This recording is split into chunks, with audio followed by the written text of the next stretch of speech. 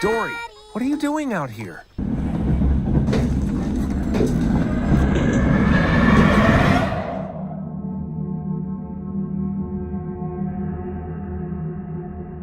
Hi, hello, my name is Kat, and welcome to today's video. I'm here with our lovely friends over at Pixel Split Games to talk about their new game, REVEIL. We'll be diving into some gameplay today, which you have not seen before, and some that you may have seen a little bit at PAX East. But anyways, I will let my friends over at Pixel Split introduce themselves before we jump into some gameplay. Hi, I'm Bennett from Pixel Split. This is Stefan. We both founded Pixel Split a few years ago. We are a remote game development studio from Germany, and yeah, our current title is REVEIL. I'm there for the technical part mostly, and you, Stefan?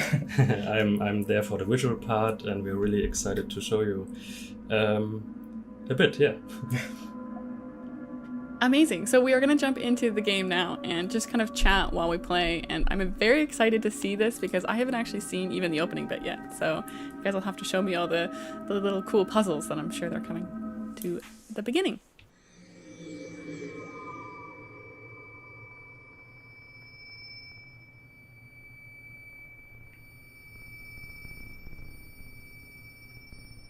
Oh, wow, what a strange dream. My head hurts. I need to get this headache under control.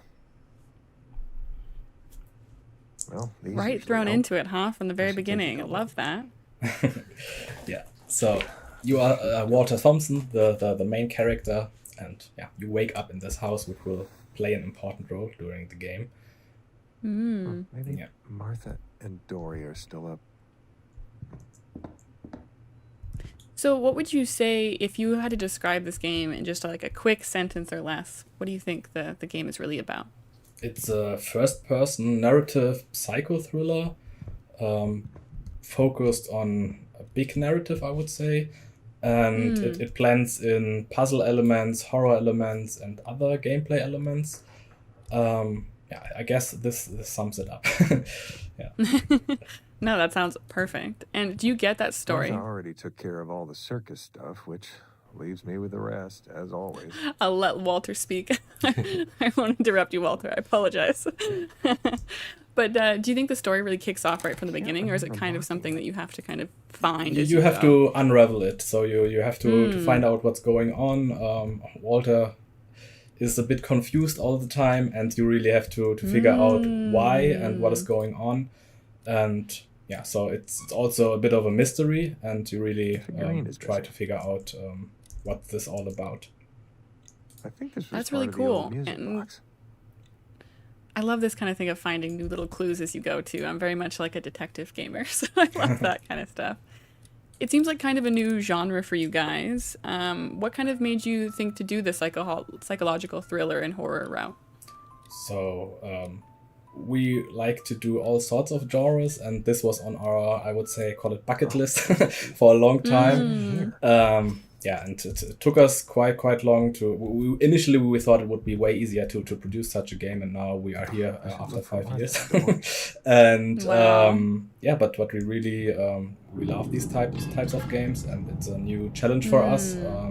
Before we focused a bit on gameplay heavier game strategy and action, whatever you might call it, and this time a more narrative and really focused on visual set pieces, etc. And Yeah, the visuals look incredible already. What was it like kind of developing a game that's like nearly photorealistic in the way that it Someone left looks? the record player on. It was kind of new to us. Our last games were more simple. Where are they? So it was a lot of research that we had to do because our game plays in the 70s mostly on a circus, and yeah, nowadays you don't know these locations.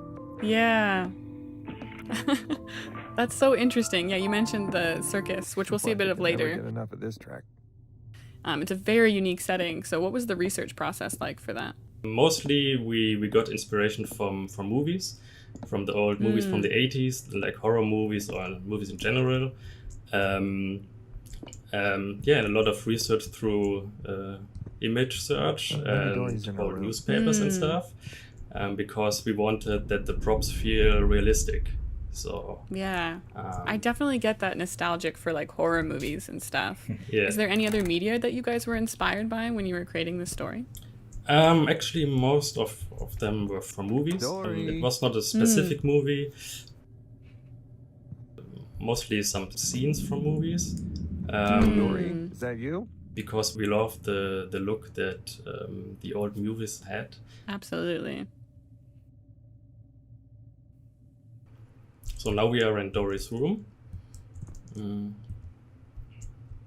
look at all the stuff that you can look at. That's And this is crazy. some kind of puzzle segment. You can call it like an escape room or something like that. You very have cool. various props and machines here. And you have to figure out how they are connected. So Looks like a let's take a look map. at the map. Dory painted. Oh. Yeah, so first of all, I took it home from the circus. It's old, you but find this some machine fun. here. It's a recreation of a vintage, I think 60 or I need a 50s coin to put in here. arcade machine. Oh, very cool. Yeah, so you need a coin for here. So Mm. next step is to find a coin.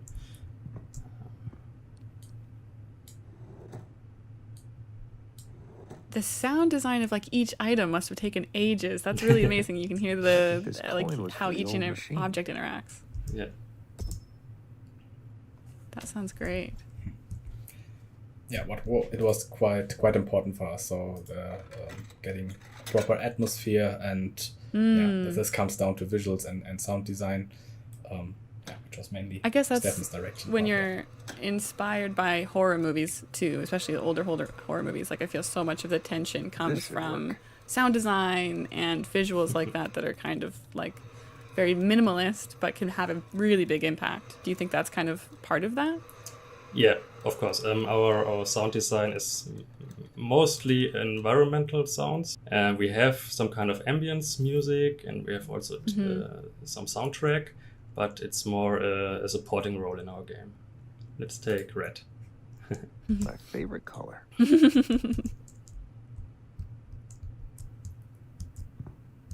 Dory loves these, so I made one for her. Oh, I love these puzzles. They were tricky sometimes. So this is kind of like two puzzles back to back that are very like inspired by real world puzzles, very physical stuff. What was it like developing these kind of more haptic physical puzzles into a game? harder than we thought. Especially this one, I don't know, it's a 10th iteration or something to get it right in the end. But now it feels good, I would say. Yeah, and it was super important to us to make stuff feel physical and to really, Yeah. even though you have the mouse in your hand, you feel it. You feel the movement in your hand Right. and how it reacts, and that was quite important to us. Didn't work out all the way, so fun and usability was also an issue with that, because if you just go into physics, whatever, then sometimes it gets too annoying for the player. So it's always some sort of balance, but it was really a huge goal for us to make it feel very haptical. Yeah, that's such a hard thing to accomplish with a mouse, but you can definitely feel like you're in that story, like actually touching these objects and stuff with the sound design and with the kind of eerie nature of everything. That's very cool. And so is there any like worry of puzzles being too difficult, or do you think that they kind of make sense because there's so much like items you can get hints and things from in the game? We hope it works out. So we a few weeks ago we had quite a lot of play tests from other players, and they all were able to play it, and they all found it very cool.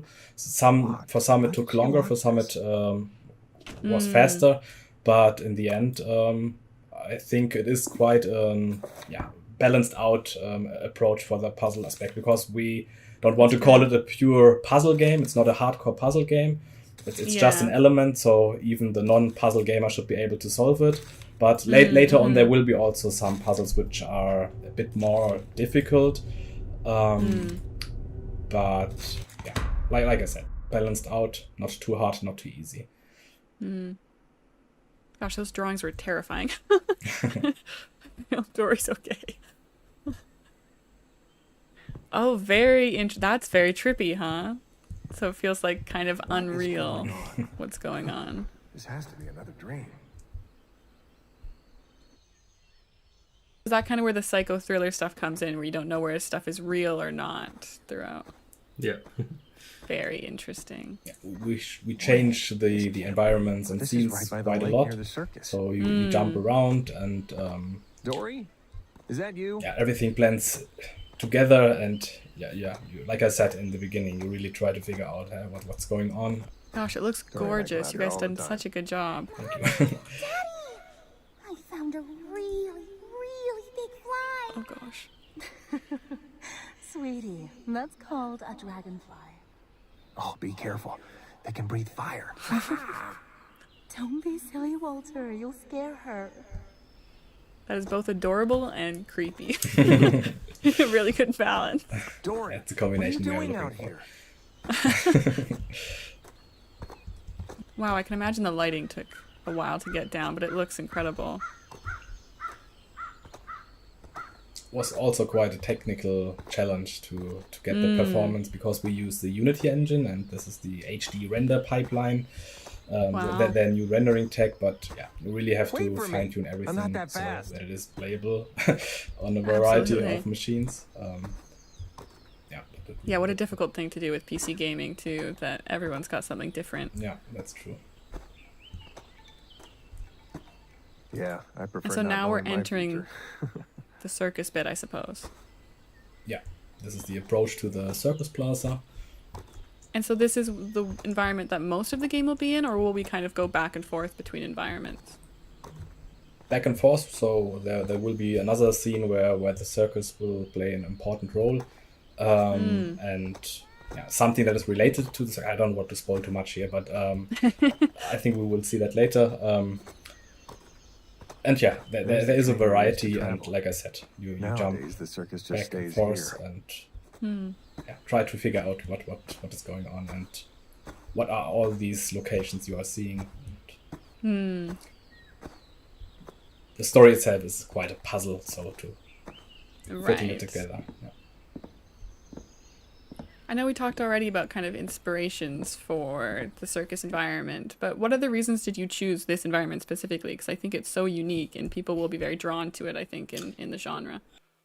For us, it's important that in these kind of games you can dive into a unique world, and you can explore things that you don't see every day.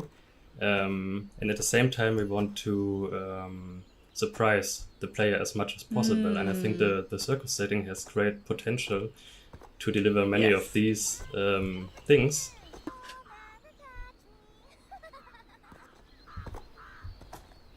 Gosh, yeah, the environmental sound design is incredible. Really eerie. I think for now we stop here. Yeah, I think that's a really good look of the beginning part of kind of how you enter the story, and definitely this kind of element of both puzzles and an eerie environment that I'm looking forward to seeing what's going on in that circus, because I'm sure it's terrifying. Well, should we switch over to the second part of the game that you guys are going to show us today, which is a bit further into the save file, and should show you a bit more action-packed sequence of the game, but this is kind of the way that it starts. So thank you so much for showing us the beginning part of the game.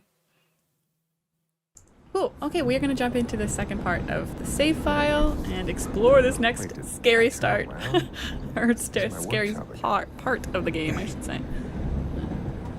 Yes, like you can see, it's quite dark now. Totally different vibe. Yeah. It's still circus is here. This is the circus train. And how many hours is this into the game, approximately? 1.5, I would say, something like that. Okay, yeah.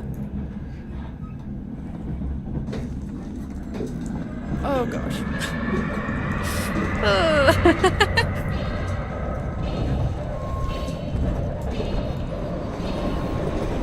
Oh, you guys have obviously are pros at this game now. I'd be freaking out. Terrifying.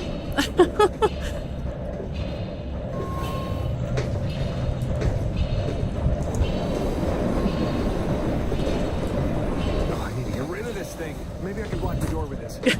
At least Yeah, Walter, go. I better hurry.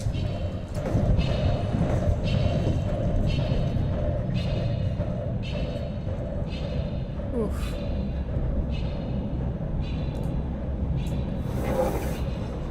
Again, you can really showcase the sound design here. No lever. Terrifying. To decouple the wagon. What could it be?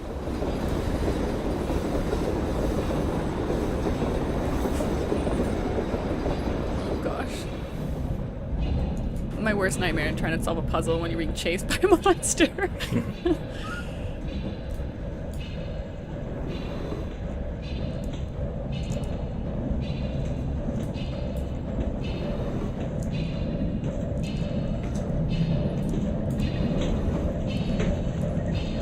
Oh, there's the lever. Let's get rid of this goddamn puppet.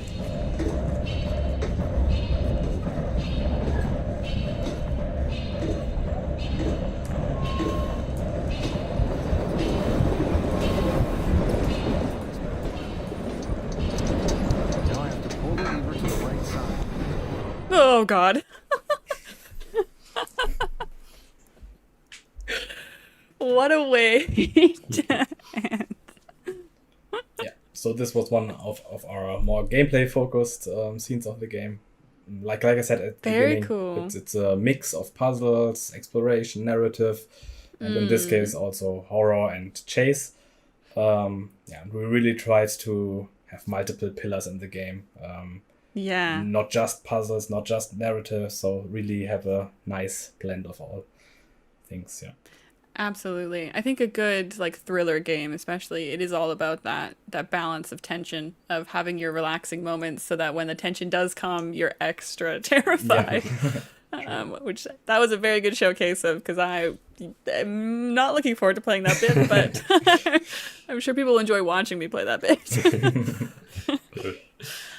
Incredible. Well, that was a good way to also showcase how the game kind of develops throughout the story. I'm curious, as kind of our last question before we wrap up today. I know you guys are working on this idea of multiple endings for the games. How does that impact the story and the gameplay throughout? Mm-hmm. So the game itself is quite linear. So we have our story in mind, the narrative that we want to provide. The player can look around and pick up story bits in quite a different order, but in the end it's quite linear. So it really has this high quality that we want. And later on, at the end, the player will be able to choose from several endings. So it's nothing at the beginning branches out completely. It's more at the end you will be able to choose from different endings, and you can finally decide what's going to happen with the character. This was already too much. No, I'm very excited to hear more about that and see it once we play the game in its final version. The story seems so interesting and kind of mysterious, so I'm sure everyone will really enjoy diving more into that once you get your hands on the game.